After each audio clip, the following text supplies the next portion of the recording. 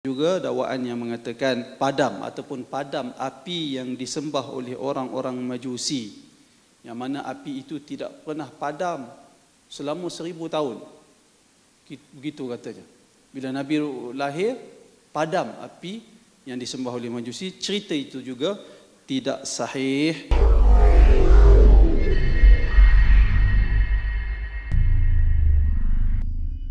Kembali kepada soalan Ustaz Wafiq, cerita-cerita yang berlaku ketika kelahiran Rasulullah yang tidak benarnya berdasarkan kenyataan beberapa ulama, antara yang boleh saya kongsikan dengan tuan-tuan iaitulah ada cerita kononnya ketika Rasulullah lahir, irtajja Iwanu Kisra, bergegar Iwan Kisra. Iwan Kisra ni boleh macam menara, lebih kurang begitulah, ataupun tempat luar, tempat satu lapangan yang luas.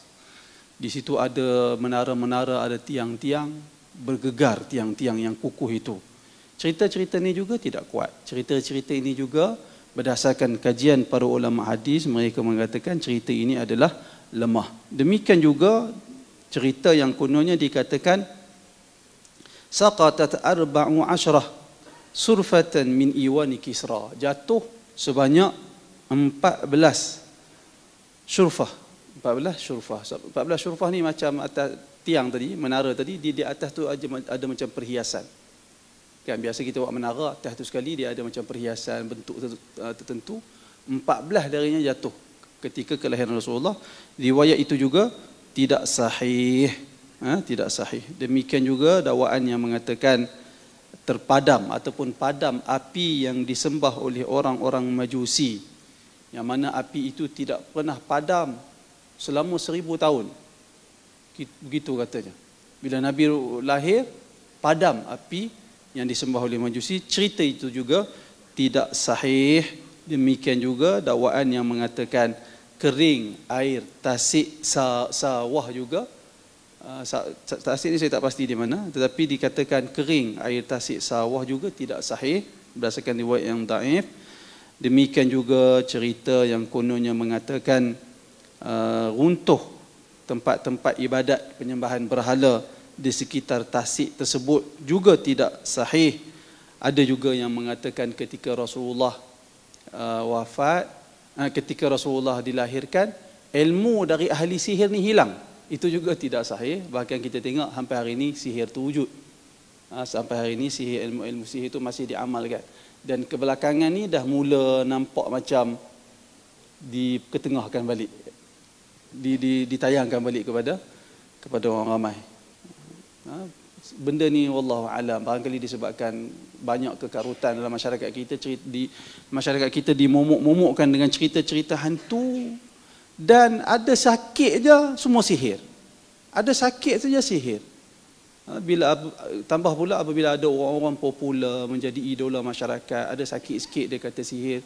Perkara ni bahaya tuan-tuan. Kalaupun betul sihir, kalau kita bagi tahu kepada orang ramai yang rata-ratanya tidak ada asas yang kuat agama, sebahagian yang tidak ada asas kuat agama, maka boleh mendatangkan keburukan kepada masyarakat yang begitu.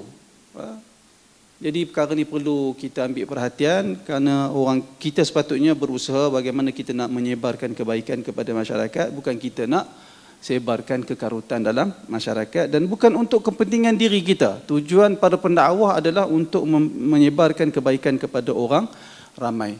Tuan-tuan sekalian, itu peristiwa lebih kurang dalam 5 ataupun 6 perkara-perkara yang saya rasa masyhur, disebut dalam masyarakat kita. Tak berapa masyhur, tapi ada disebut di dalam masyarakat kita, dan kisah-kisah itu tidak benar berdasarkan penilaian para ulama hadis. Demikian juga kisah kononnya Nabi Maryam ataupun Maryam dan isteri Firaun Asia datang menyusukan Nabi semua, dan cerita-cerita itu juga datang dari riwayat-riwayat yang tidak sahih.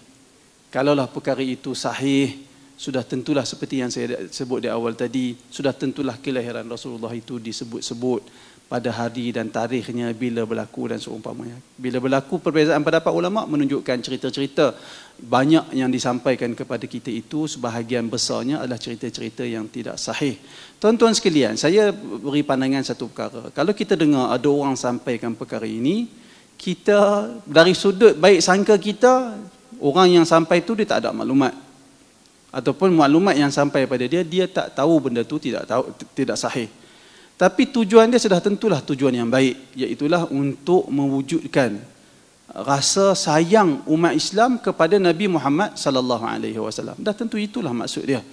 Kerana itu kewajipan kita tanasuh, nasihat menasihati sama orang Islam. Jika ada orang Islam lain yang melakukan kenyataan yang salah, tanggungjawab kita menasihati dan memperbetulkan kenyataan yang salah itu.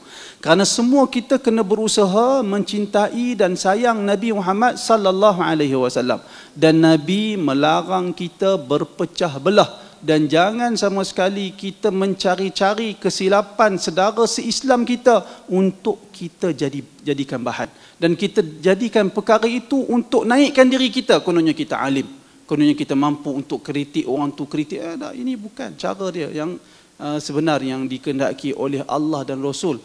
Kerana penyatuan umat Islam adalah sunnah Nabi dan perintah Allah Subhanahu wa ta'ala. Kerana itu ini termasuk di dalam akhlak Rasulullah yang perlu kita faham, dan kita usaha untuk berakhlak dengan akhlak Nabi Muhammad sallallahu alaihi wasallam. Tuan-tuan, tadi Dr.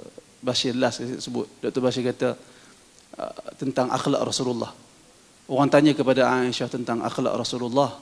Aisyah kata kana khuluquhul Quran. Akhlak Rasulullah adalah Al-Quran. Tuan-tuan, Al-Quran berinteraksi dengan orang kafir. Al-Quran memanggil orang kafir. Saya ingat sekali, ya ayyuhal kafirun. Qul ya ayyuhal kafirun dalam surah Kafirun. Dalam surah Al-Kafirun, qul ya ayyuhal kafirun. Ada pun waktu lain, setahu saya, cerita pasal sifat, tak panggil ya ayyuhan nas, wahai sekalian manusia, merangkumi muslim dan kafir. Akhlak Rasulullah adalah Al-Quran. Nak tengok akhlak Rasulullah, tengok Al-Quran. Al-Quran hanya menyuruh orang kafir dengan galiran kafir di dalam surah Al-Kafirun. Sedangkan 6,000 ayat yang lain tidak memanggil orang kafir dengan wahai orang-orang kafir. Demikianlah akhlak Rasulullah SAW.